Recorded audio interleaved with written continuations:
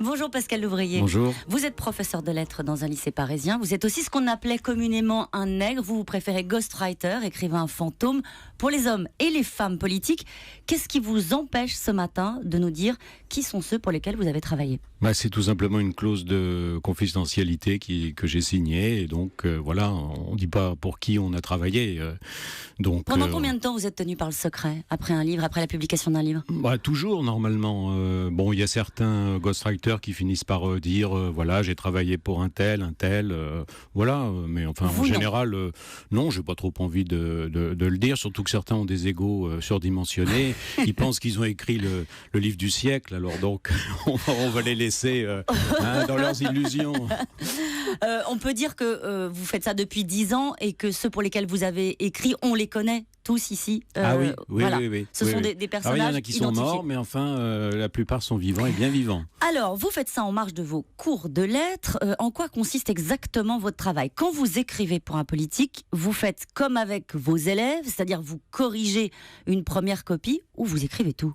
Ah non, c'est pas tout à fait pareil parce que soit on écrit tout, parce que le politique n'a pas le temps ou il sait pas, donc vous écrivez tout, ou alors il y en a certains, ils vous présentent un brouillon, des petits brouillons, des pages, des choses comme ça, ou maintenant avec le smartphone on fait des notes vocales.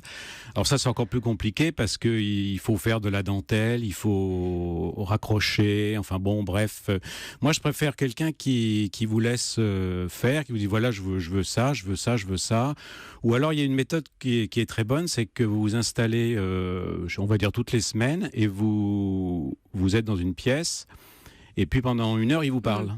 Ouais. Vous notez, vous enregistrez, et après vous vous débrouillez.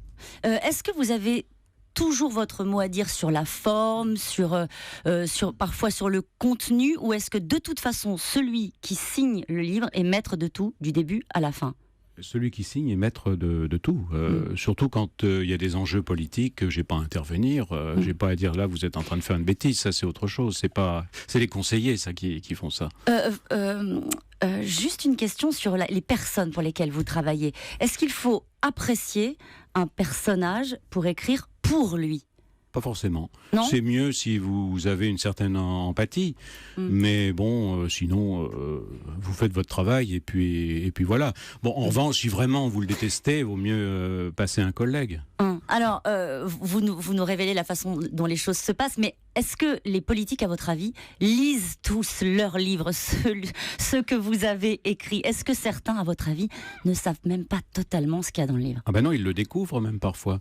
Ils découvrent qu'ils ont écrit quelque chose, alors ils savent pas, mais heureusement ils ont des conseillers qui leur disent mais attention là, je crois que tu l'as écrit ça, donc il faut l'assumer maintenant. Il faut l'assumer. Pascal Louvrier, est-ce que vous avez des états d'âme quand le livre marche bien, qu'on salue les talents littéraires de l'auteur, c'est-à-dire celui qui l'a pas écrit mais celui qui l'a signé ? Non, je suis au pourcentage, donc c'est beaucoup mieux pour moi.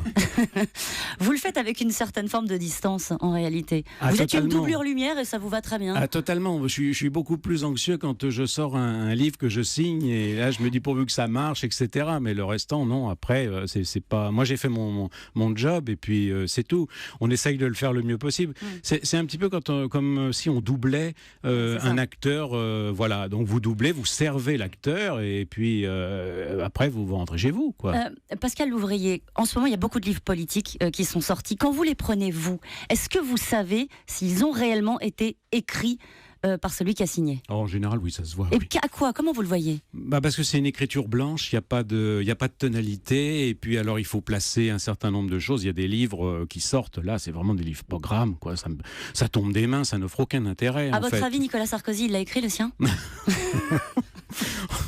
Vous croyez qu'il a le temps d'écrire? Ça va être difficile, hein. Ouais. Ça va être difficile. Mis combien de temps à l'écrire alors? Dernière question. Vos élèves connaissent votre activité de ghostwriter, d'écrivain de l'ombre. Est-ce qu'on est mieux payé comme prof ou comme nègre, comme on dit? Oh, comme nègre, beaucoup plus. Oui, puis c'est beaucoup plus, comment dirais-je, beaucoup plus drôle en fait, parce que vous êtes dans l'ombre, donc vous pouvez faire certaines choses, on vous voit pas. Prof, il faut assumer quand même. Dernière question, est-ce que tout le monde peut le faire, ou est-ce qu'il faut avoir quand même des connaissances politiques ou historiques? Non, je pense que tout le monde ne peut pas le faire parce que effectivement, faut savoir écrire quand même. Il faut avoir des connaissances historiques, économiques, voilà. Puis il faut pas avoir trop d'ego.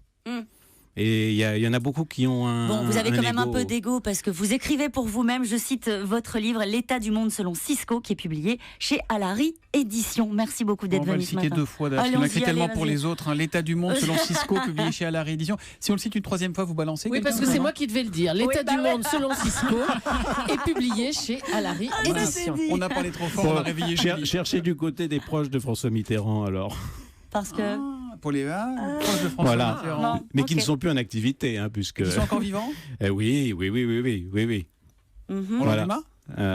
Oh, dis donc. Bravo Thomas Cotto. Oh. Et lisez donc mon premier roman, Je ne vous quitterai pas, toujours chez Alary Éditions. Absolument. Vous allez découvrir des petits scoops, justement. Très bien. Bon. Merci beaucoup. Merci beaucoup. D'être venu.